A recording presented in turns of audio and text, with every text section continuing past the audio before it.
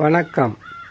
துலாம் ராசி குரு வக்ர பலன்கள் 2024 முதல் 2025 வரை.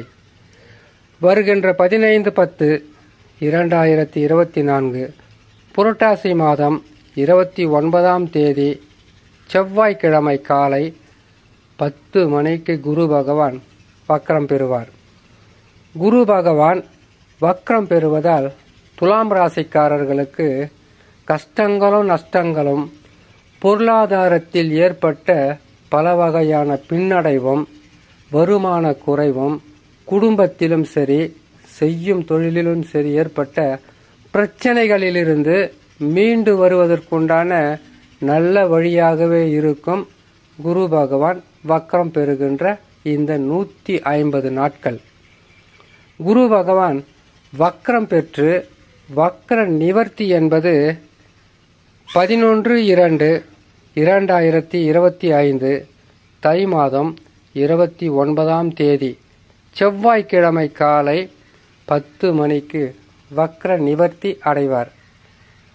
குரு பகவான் வக்ரம் என்பது தன்னுடைய இயல்பான சுற்றுப்பாதையிலிருந்து பின்னோக்கி சுற்றுவது.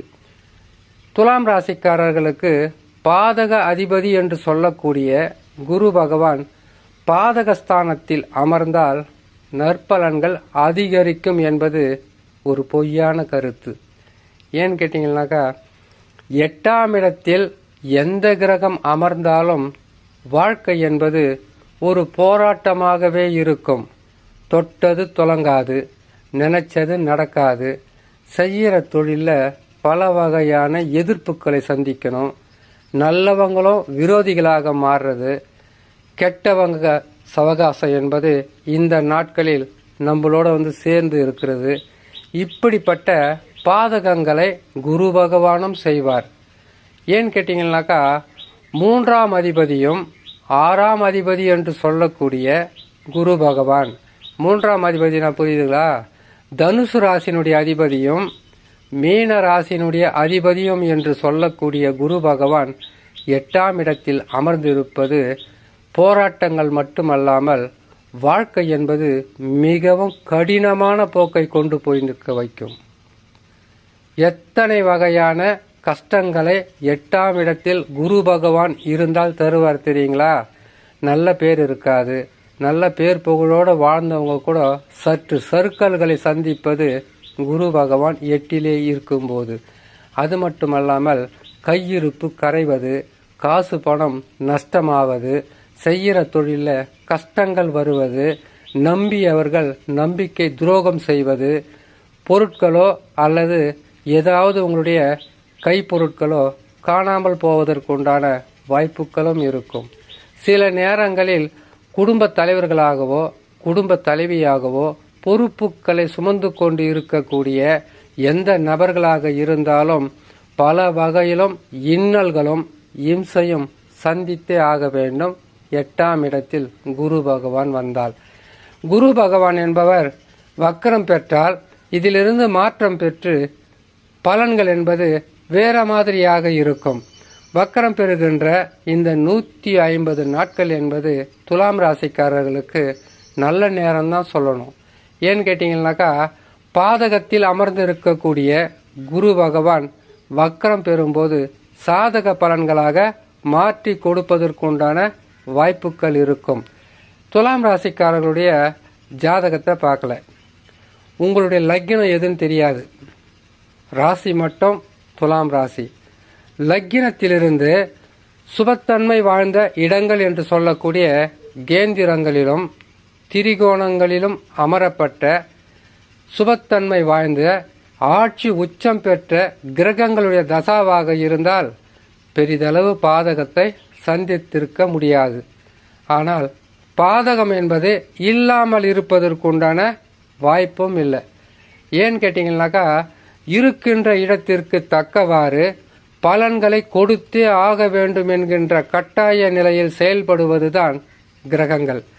அந்த வகையில் குரு பகவான் 8ஆம் இடத்தில் இருக்கும்போது பலமான ஜாதக அமைப்பில் நல்ல தசாவாக இருந்து விட்டால் கஷ்டங்கள் இருக்கும், நஷ்டங்கள் இருக்கும். அதையும் மீறி வெற்றி பெறுவதற்கோ அல்லது உங்களை நீங்களே காப்பாற்றிக் கொள்வதற்குண்டான வழியை கொடுப்பது உங்கள் சொந்த ஜாதகத்தில் இருக்கக்கூடிய தசாவாகத்தான் இருக்கும். அந்த நல்ல தசாவாக இருந்தால் பெருசாக நம்ம சொல்லிக்கிற மாதிரி இருக்காது. சிறு விஷயங்களாகத்தான் இருக்கும், சின்ன சின்ன பிரச்சனைகளாக தான் இருக்கும். ஆனால் தசா சரியில்லாதவர்கள் பாடுதான் திண்டாட்டமாக இருக்கும். கையிருப்பு கரைவது மட்டுமல்லாமல் கடனாக கேட்டாலும் காசு பணம் கிடைக்காத ஒரு சூழ்நிலையை உருவாக்குவது இந்த குரு பகவான் 8ஆம் இடத்தில் இருக்கும்போது.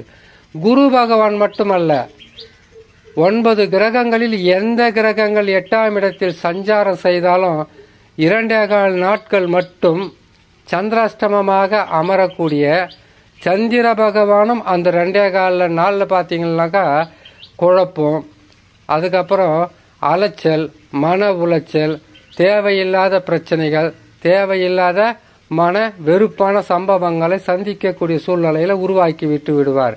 இது சுபகிரகமோ பாபகிரகமோ எந்த கிரகமாக இருந்தாலும் 8ஆம் இடத்தில் இருந்தால் கெடு பலன்கள் என்பது உறுதி என்பதை நாம் நம்பலாம். துலாம் ராசிக்காரர்களுக்கு குரு பகவான் வக்ரம் பெற்று வக்ர நிவர்த்தி அடைந்த 2 மாதங்களிலே அவருடைய பயிற்சி என்பது வந்துவிடும். ஆகையால் துலாம் ராசிக்காரர்கள் இப்பொழுது அதிகப்படியாக கஷ்டங்களும் துன்பங்களும் அனுபவித்து கொண்டு இருந்தால் குரு தட்சிணாமூர்த்தியை வணங்குவதும் அல்லது செய்யும் தொழிலில் வரக்கூடிய பிரச்சனைகளை பொறுமையாக இருந்து அமைதியாக கடந்து சென்றால் பெரிதளவு பாதகம் இல்லாமல் சாதக பலன்களை குரு வக்ரத்தில் பெறலாம் என்று சொல்லி இன்னொரு நல்ல பதிவில் உங்களை நான் சந்திக்கிறேன். நன்றி, வணக்கம்.